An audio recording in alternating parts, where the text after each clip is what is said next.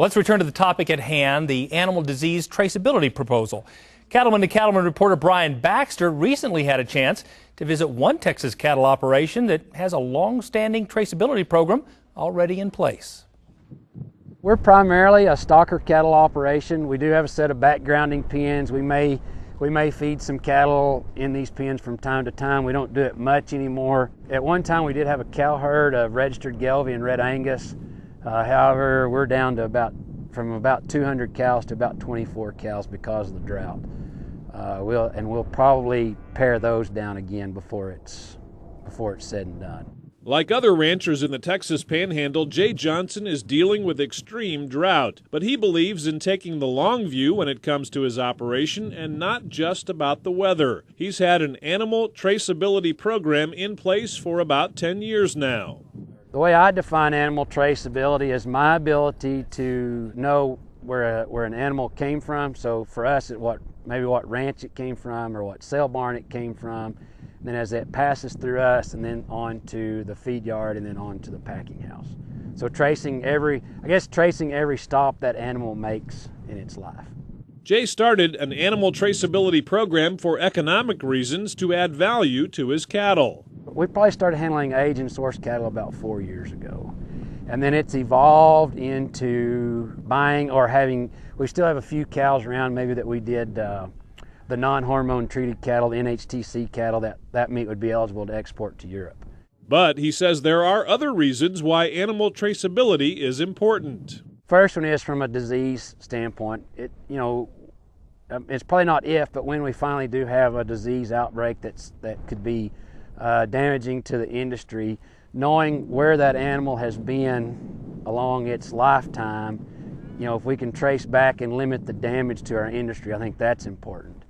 I think the other part of that is our consumer wants to know more about the product that we're raising. They're not ever going to understand the full process, but if they can understand, the life cycle of that animal and how we handle and treat our animals, I think we're better off with our consumer than them not knowing. And given that other countries are now demanding meat traceability programs, Jay believes a national program is inevitable in the U.S., and to not have one could harm America's beef exports. But it's a stumbling block is going to be traceability. It's just something, whether it's true or not, it's something that our competitors can say, we have it, the U.S. doesn't, you need to trade with us.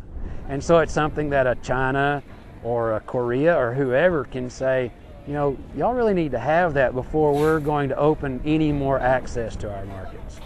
Jay created his own traceability program. He says the technology involved using button ID tags, computer software, and an electronic wand has come a long way from where it was a decade ago. He estimates the program costs about $2 per head, but says it's a long-term investment.